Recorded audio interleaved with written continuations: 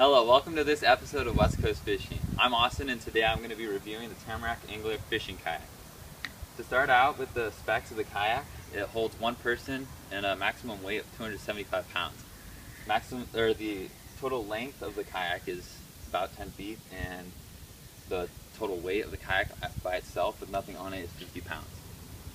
So this kayak is a very basic beginner's kayak, and it's good for anybody who's new to kayaking or new to kayak fishing, or both.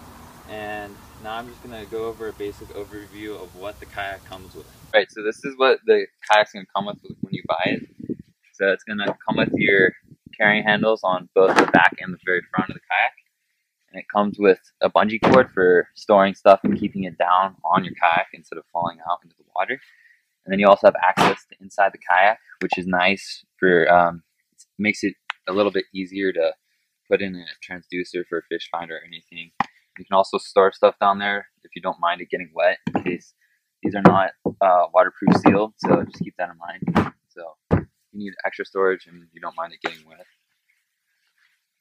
There's 2 holes in the back here, 2 right behind the seat, right there, and then 2 in the front by your feet. And there's also another access to the bottom of the kayak.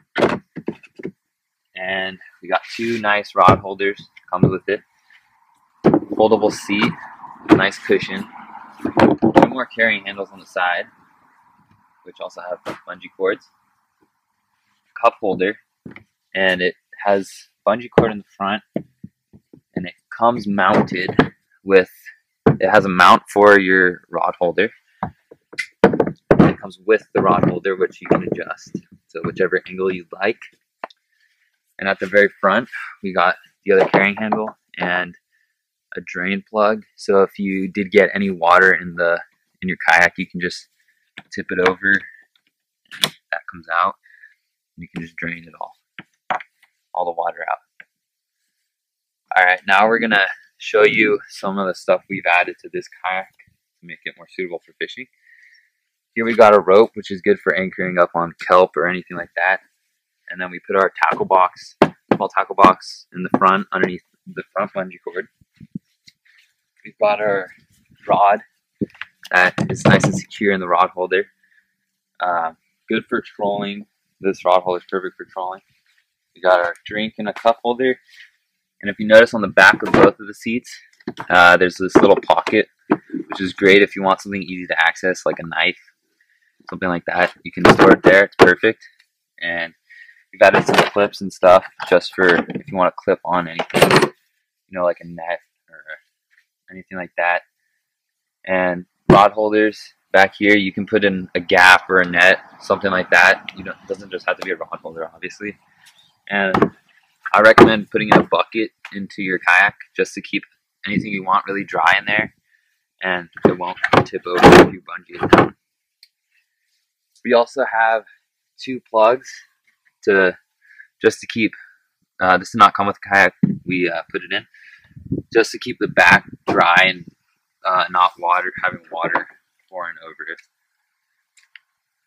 And we also put in this clip for any bigger fish, like any halibut, any cod, anything big that you don't want in your bucket or between your legs.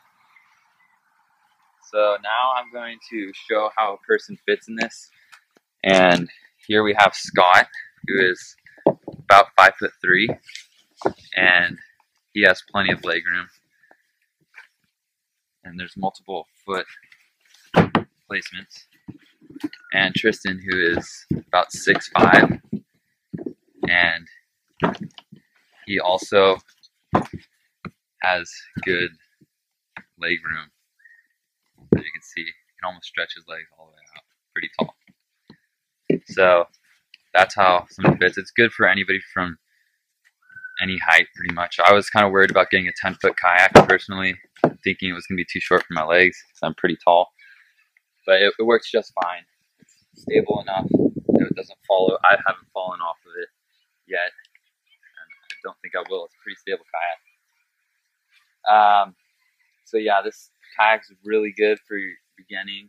I mean, I recommend it for, especially for lake fishing, pond fishing, if you just want to get into those, those little coves that are hard to reach on land. I take it out a lot, out in the ocean. Just if you do that and you're planning to go way offshore for some bigger fish, just make sure you always got your GPS, a radio, and you can attach a fish finder if you want.